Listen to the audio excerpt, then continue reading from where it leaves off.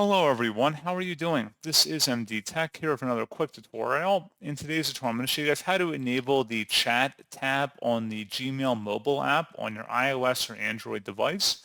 So this should hopefully be a pretty straightforward process here, guys. And without further ado, let's go ahead and jump right into it. All you have to do is select the hamburger icon in the top left corner and go down and select the settings gear button.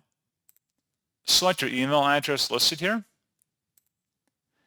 And then you want to go down underneath where it says General.